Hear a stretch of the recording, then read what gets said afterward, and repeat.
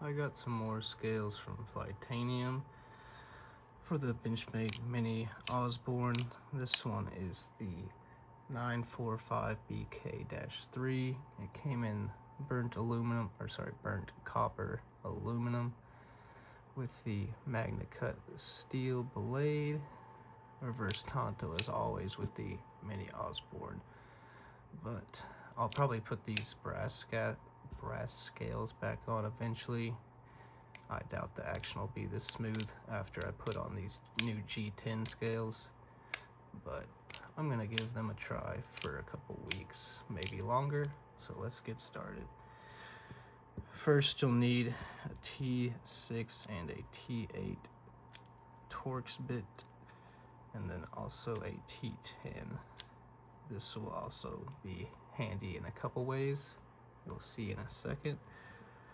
But starting off, you want to, don't start on the pivot. You want to take off the body screws first. And I like to place them in the same design or layout that I took them out. So this one goes on top in the middle. This one goes to the left further down. This one will go on the right further down from the middle one, which right here, same layout. And now for the last one. These are all T6 screws, by the way, on the body. And then you will need to take off the pivot with the T10.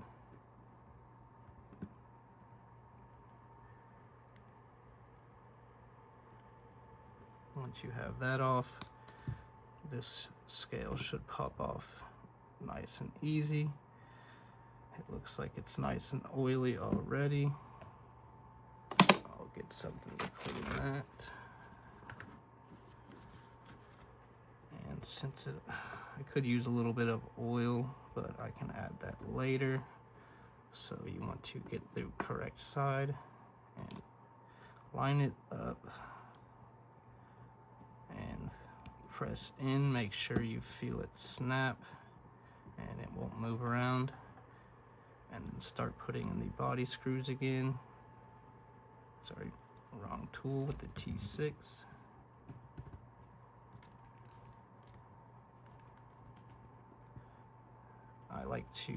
I don't tighten them down all the way just yet. So once you can tighten it down all the way, just back off a little bit.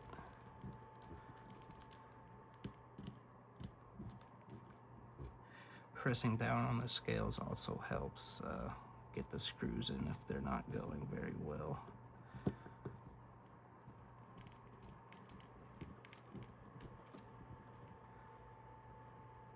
Finish this one.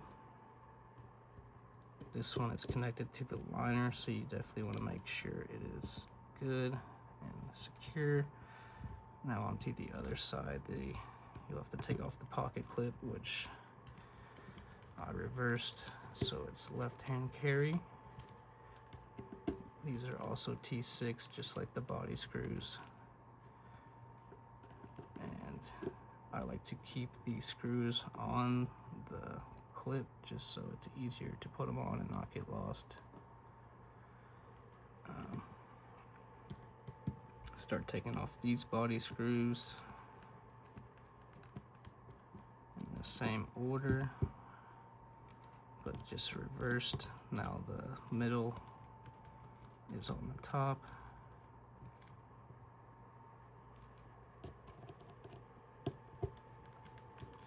This is the Oknife or Oknife bit driver, by the way. It's only about $19. Comes with a pencil and a bunch of other good bits to use. It's one of my most used tools, especially now with all this modifications I've been doing. Those are the same size. I might have got them mixed up. One last screw, and then we can take the pivot out.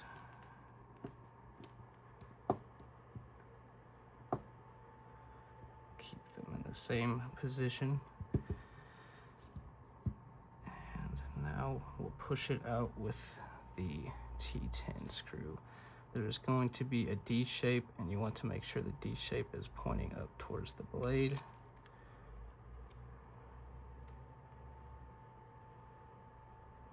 I think that's correct.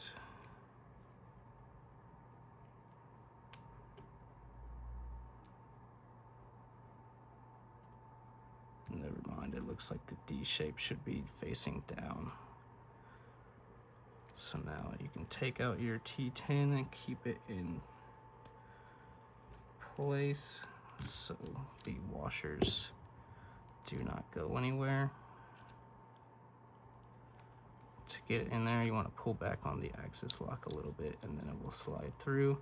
Let go of the axis lock, it will hold your bit in place. Now we can take off this other scale. And just like the other side, put this on. Yeah, there we go. Make sure all the screws line up and they're secured, no moving around. Get this pivot back and secure. Now let's put these screws back in. I need to flip this around. There we go. Actually, I will start with this one bit because it's connected to the steel liner inside. And then let's try to get this pivot back in. Sometimes the washers will come out of place like this, so you want to move them around with the bit or anything that will fit in there. And then maybe I'm going to actually put more of the screws on.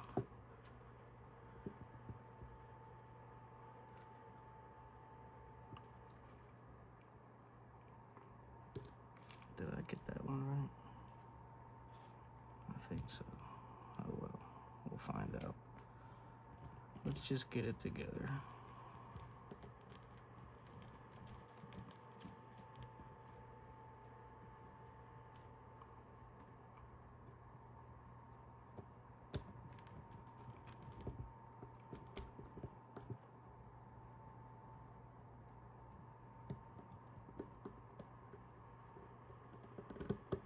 Wish these were T8 screws, but you can't complain. Now, let's get this D shape back in there.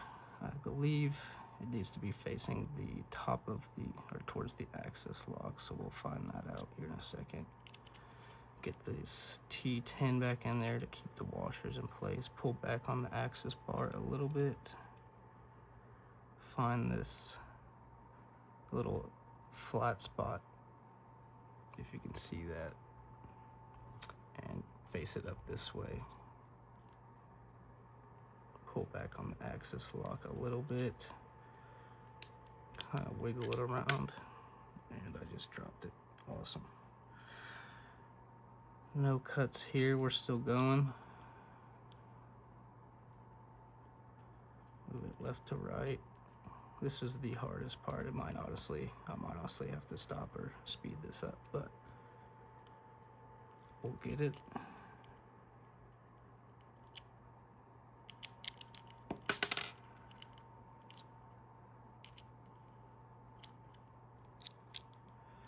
I need to get the Flytanium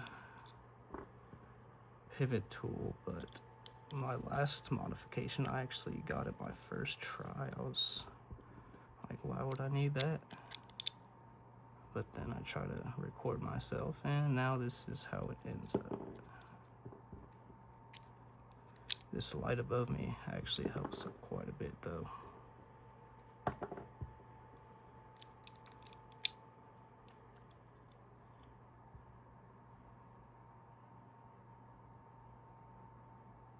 Get it lined up. I think I got it almost. Not quite, but almost.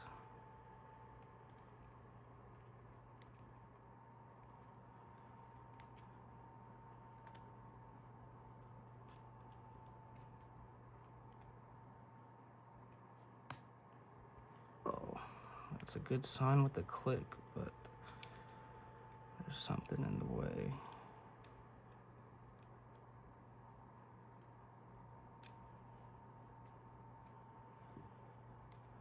Just keep trying, keep using this pivot tool. Make sure everything's lined up.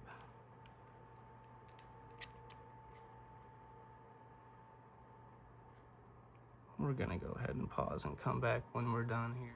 And there we have it, just a few minutes later. I really need to get that Flytanium bit kit, but eventually I just got this pivot in about halfway, came onto the other side and made sure all the washers were in the correct place and lined up, and then I kept pushing while doing that and it came through. Now we just need to get the T10 pip or screw back into the pivot. I forgot to mention you can use Loctite, but I've never had any issues without Loctite, and it honestly, they still, all these screws still have Loctite from the factory. They aren't okay. It's probably way too tight. Yes. Now let's loosen it up. That's not the back. Trying to loosen up the access lock. That's fun. Ooh. Ooh. Wow. I was really surprised by this action. Now let's see about the blade play. There's a little blade play. Let's tighten it up a tad.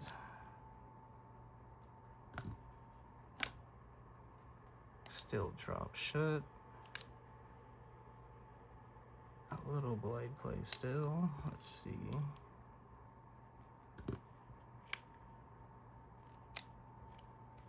It's a little stiffer now.